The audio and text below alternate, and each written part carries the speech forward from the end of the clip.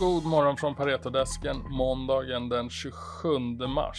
USA stängde positivt i fredags och gick till plus efter stängningen i Europa. Vi har mixat i Asien, amerikanska futuren indikerar på en bra öppning. Starkaste sektorer i USA var utilities, real estate och staples. Men year to date så har vi sett styrka främst från tech och communications-sektorerna i USA. De karaktäriseras av att ha de största bolagen där. I tech har vi både Microsoft och Apple, och i communication så ligger exempelvis Google och Facebook. Och tittar man till hur de här aktierna har gått, det är de som har drivit sektorerna. Så vi har Apple stängde i fredags på årshögsta 160 och är upp 23% year to date. Microsoft stängde också på årshögsta strax över 280 nivån. Är upp 12,5% bara i mars och 17% för året, medan Google är upp 20% year to date och Meta, Facebook då upp 70%. Vad som är kännetecknar samtliga av de här bolagen är att de har väldigt starka marknadspositioner, dominerande i sina respektive nischer, enormt starka balansräkningar. Så stark position i marknaden. Man kan argumentera för hur cykliska deras efterfrågesituationer är, men man behöver inte argumentera i hur starka balansräkningen är. Så att vi ser lite det här som en flight to safety i marknaden för tillfället. Och naturligtvis så gynnas tillväxtbolagen av att räntorna kommer ner, men ränteförväntningarna ska jag säga kommer ner.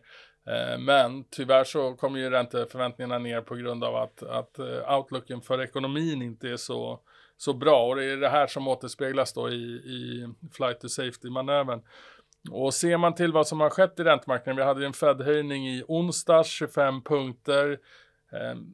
De flesta löptiderna rörde sig knappt på den här nyheten, förutom treåringen då, som steg 22 punkter.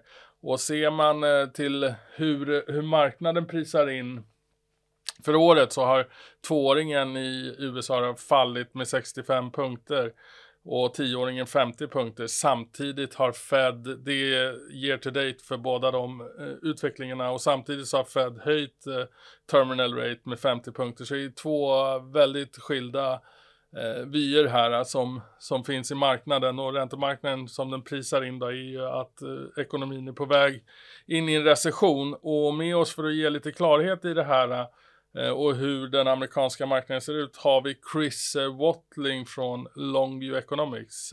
Welcome, Chris. Morning, Stefan. Morning. Nice to be with you. Nice to have you. Can you give us an update on the situation in the US markets and US economy? Yeah, absolutely. I mean, clearly it's been a lot going on in US financial markets, particularly in the banking system. And there's a lot of discussion of whether or not this is a credit crunch and a banking crisis, and whether it's contained. There's comments, obviously, from the likes of we had Standard Chartered CEO last week just mentioning the idea that the banking crisis seems now contained. But we're not convinced of that. I think there's another chapter coming.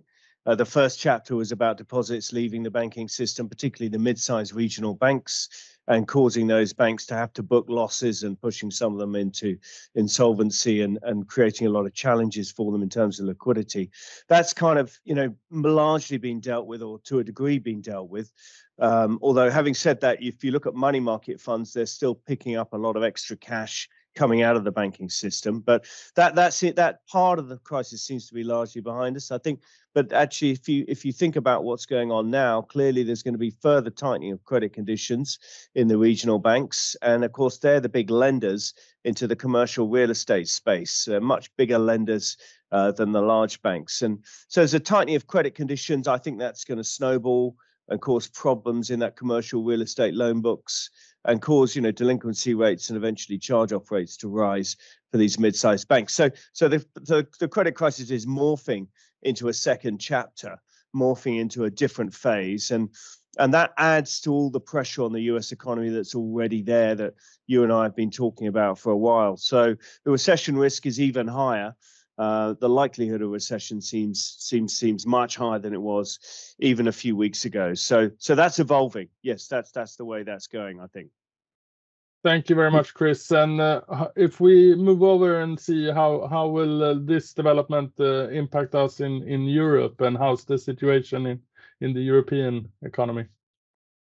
Yeah, well, I mean, that's again fascinating because globally, banks are struggling. If you look at the stock market performance, they're struggling. And I think that's for a reason that, the increased likelihood of US recession means an increased likelihood of a European recession. The old saying, US sneezes, US catches US sneezes, yes, Europe catches a cold. And I don't see Europe being immune at all. And in fact, if you look at a lot of the measures of money and money tightness in Europe, clearly it's very tight. Credit conditions are tight in the Eurozone. The ECB is continuing to tighten, as we know, raising base rates by 50 basis points, 2 weeks ago, and shrinking their balance sheet. The Eurozone's, the ECB's balance sheet shrunk very rapidly. So money's tightening up, credit conditions are tightening up in the Eurozone. All that's happening in the States and is being picked up to a degree in Europe, that doesn't help. That makes the situation and the recession risk even higher. So, I think, Europe looks to be struggling and in trouble as well. And markets are starting to price recession.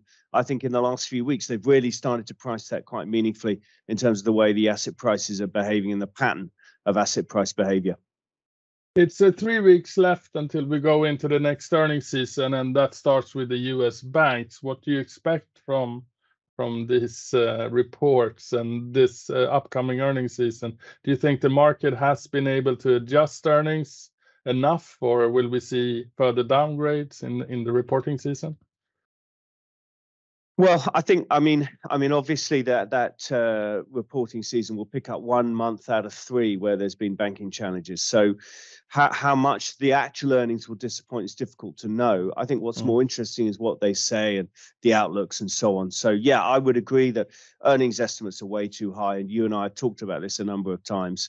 They need to come down in the US and globally. They're not pricing in a recession properly. And they're not pricing in what I would say is super normal profit margins that we had in the pandemic. They need to unwind, and then you need to price in recession as well. In fact, we did a lot of work on that last week in our sort of 40-page valuation publication that we put out in the global asset allocation piece last week. So yes, very, very, very fair point. Tack Chris. Mycket spännande. Vi är 3 veckor från Q1-rapportsäsongen som kommer inledas med de amerikanska bankerna. Det är framförallt outlooken från dessa aktörer som kommer vara av intresse att se, eftersom vi hade bankkrisen kom verkligen i slutet utav Q1. Så det är outlooken som det kommer vara fokus på.